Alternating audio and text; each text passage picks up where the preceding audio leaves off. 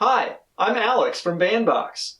Today we're discussing Neil Young's Everybody Knows This Is Nowhere, and 3 Neil Young albums you should check out if you enjoy it. Neil emerged from the May 1968 demise of Buffalo Springfield with his self-titled debut just 6 months later, but he didn't truly make a name for himself until the following year. After jamming on stage with a Southern California sextet called the Rockets, he recruited 3 of its members to become his backing band, and dubbed them Crazy Horse. The rest is history, especially for the Rockets. The record Young put together with guitarist Danny Whitten, bassist Billy Talbot, and drummer Ralph Molina introduced the world to Neil Young as we now know him, a soft-spoken enigma who's both a genius guitarist and a master of pop melodicism. The 3 best-known tunes on Everybody Knows This Is Nowhere, the hard-charging Cinnamon Girl and the extended 6-string workouts Down by the River and Cowgirl in the Sand, were written by Young in a fever dream. No joke, he was bedridden with a 103-degree temperature that day. Elsewhere, the title track and the losing end, When You're On, add a Laurel Canyon twang to the LP, while Running Dry, Requiem for the Rockets, immortalizes the band he took the reins of to craft this majestic beast of an album. So, if you dig the druggy jams on Everybody Knows This Is Nowhere, then everybody knows you'll be rocking out to Zuma from 1975.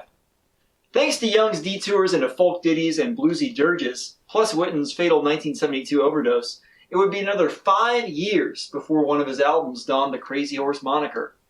Shaky and the gang, joined by new guitarist Pancho San Pedro, hopped right back into the saddle on Don't Cry No Tears, Danger Bird, and Cortez the Killer, the latter of which continued a trend of sick tunes. A teenage Young wrote the lyrics for the revered rock epic during a bout with Montezuma's Revenge, which apparently stemmed from eating too many hamburgers. Ragged Glory from 1990. Young was lost in the critical and commercial wilderness for much of the 80s, but 1989's Rockin' in the Free World stated he was ready to get loud again. He summoned the horse for the first time in 9 years on Ragged Glory, a 10-song, hour-long jam session that was largely recorded live in the studio. There's a pervading sense of musical adventure as Young's words and riffs ride along the grooves of his reinvigorated band on energetic numbers like Mansion on the Hill and Country Home. Much of the record is still go-to live material for Young & Company. And finally, Greendale from 2003. A murder shocks a small California coastal town and a young woman reaches self-actualization over the course of an hour. No, it's not the plot of the latest Big Little Lies episode, but that of Young and Crazy Horse's 2003 concept album.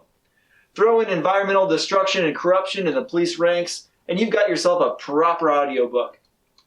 Greendale's endearing indulgence is highlighted by the Summer of Love channeling Be the Rain, which rocks harder than anyone would have suspected Neil ever could in 1967. Thanks for watching. Bandbox has the vinyl word. We offer exclusive color pressings of some of your favorite records, plus original zines about the artists who made them.